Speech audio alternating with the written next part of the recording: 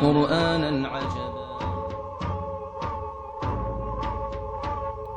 درود فراوان میگم خدمت شما همراهان همیشگی. من شاهین هستم، اینجا کانال ریاکشن شوه. خوش اومدید به کانال خودتون. داستان امروز داستانیه که مطمئنا همه شما رو میخکوب میکنه سر جاتون. داستانی واقعی که من این رو از شخصی که این اتفاق براش افتاده با گوشهای خودم شنیدم. امیدوارم شما هم مثل من از این داستان لذت کافی رو ببرید. فقط قبل از شروع داستان ازتون میخوام با اون انگشتای زیباتون لایک، سابسکرایب و اون دکمه زنگوله رو فشار بدید برای حمایت از من. بیشتر از این منتظرتون نمیذارم، بریم سراغ داستان امروز. این داستان واقعی برای یکی از اقوام خود بنده در سالها پیش در اشکورات گیلان اتفاق افتاده. داستان راجع به خانمیه که ما به دلایلی خاص تو این ویدیو اسمش رو رعنا صدا میکنیم و از بردن اسم اصلیش اجتناب میکنیم. رعنای قصه ما وقتی که 6 ساله بود مادرش رو به دلیل بیماری ذات‌الریه از دست میده. پدر اون بعد از گذشت چند ماه ازدواجی مجدد میکنه و رعنا ادامه زندگیش رو باید زیر دست نامادریش بگذرونه. تعریف میکنه که حدود ساعت 7 غروب بود و چون زمستون بود هوا خیلی زود تاریک میشد. من توی خونه باید از 2 برادر کوچیکترم که 1 سال و 2 سال سن داشتن نگهداری میکردم، در صورتی که خودم یک دختر بچه 8 ساله بودم. یکی از برادرام که یادم نیست به چه دلیلی یهو توی شلوارش به حدی خرابکاری کرد که کل لباسش خیس شد. حتی تکه گلیمی هم که زیر پاشون بود اون هم به طور کامل خیس و نجس شد. همین که نامادریم این صحنه رو دید با فریادی سرم یه سیلی محکم بهم زد و با زبان گیلکی شروع کرد به فحاشی.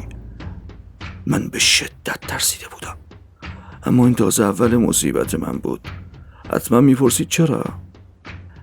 اون منو مجبور کرد که توی چله زمستون توی همون ساعت شب توی اون هوای تاریک لباسها رو بردارم و برم به چشمه و اون لباسها رو بشورم. من مثل بید میلرزیدم.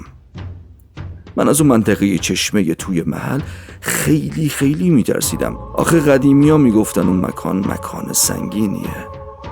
حالا چطور این ساعت برم اونجا؟ اما چاره ای نداشتم. من داشتم تاوان چیزی رو میدادم که حتی 1% هم توش مقصر نبودم. با بسم الله گفتن و از اینجور مسائل لباسا رو گرفتم و با یه فانوس و عروسک پارچه‌ایم راهی چشمه شدم. چشمه توی یه گودی مانند با فاصله نسبتاً زیاد تا محل بود، نزدیکی یک قبرستانی محلی که طرف پشتی چشمه میخورد به جنگل و باغای فندق.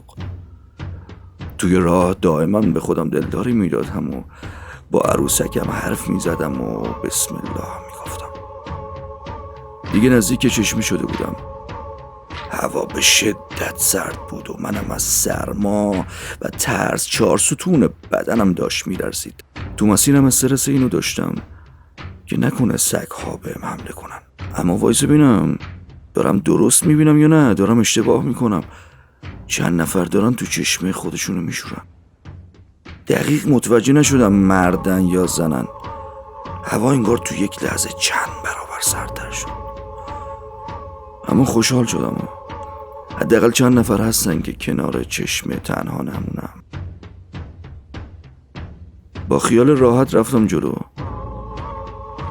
دیدم 3 تا پیرزن تا زیر چونه هاشون توی آبن. پیرزن‌هایی با موهای قرمز حنای رنگ. آروم رفتم به سمت لباب. اونا هیچ توجهی بهم نکردن، بدون کوچکترین نگاه. برگشتم به یکیشون به زبان گیلکی گفتم که اشکالی نداره که اینجا لباسمو بشورم. یهو همشون برگشتن و بهم زل زدن. نگاهشون خیلی عجیب بود. صورتهای ترسناکی داشتن، خیلی چروکیده با دور چشمهای سیاه.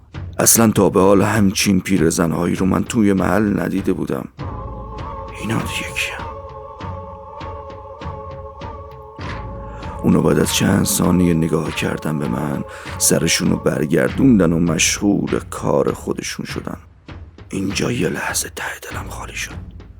این پیرزنا توی این هوای سرد اصلا چرا دارن توی چشمه آب یخ خودشونو میشورن؟ اونم این ساعت از شب.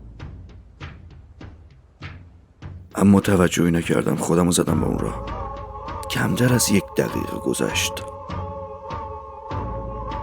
دیدم از آب دارم میام بیرون. چیزی که دیدم رو هنوزم یادمه.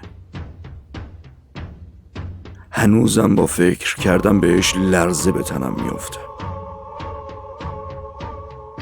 وای خدا، سرمو برگردوندم، دیدم اون پیرزنا خیلی قد بلندتر از اونی هستن که یک پیرزن طبیعی باید باشه، با موهای قرمزی که تا روی باسنشون بود، پاهایی که برعکس بود. تمام دنیا با دیدن این صحنه دور سرم میچرخید. میخواستم داد بزنم، میخواستم بلند شم، ولی نمیتونستم. دهنم خوش شده بود. دیدم بهم نگاه میکنن و با چشمهایی که مردمکش به سفیدی مایل بود شروع کردن به خندیدن بهم.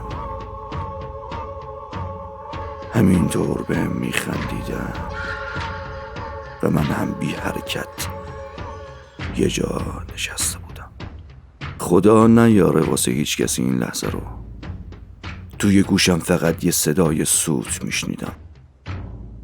هر جوری بود بلند شدم، با تمام سرعتم دویدم به سمت خونه. در باز کردم و افتادم وسط خونه.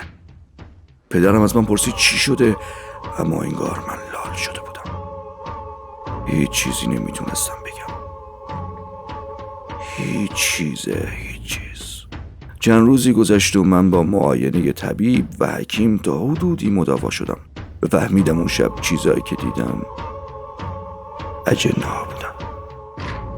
اینو از صحبتهای پدرم و حکیم فهمیدم که داشتن یواشکی راجبم حرف میزدن و میگفتن باد پری بهش خورده. من تا سالها بعد، حتی بعد از ازدواج، لکنت زبان شدیدی داشتم تا رفته بهتر شدم و الان که حدود 60 سالمه زیاد نه دوست دارم راجبشون حرفی بزنم نه فکری بکنم. خیلی ممنونم که تا اینجای ویدیو همراه من بودید. امیدوارم که از این داستان لذت برده باشید. اگر شما هم از این اتفاقات برای خودتون یا اطرافیانتون افتاده، این داستانها رو به این اینستاگرام من بفرستید تا همگی در کنار هم دیگه از این داستانها لذت ببریم.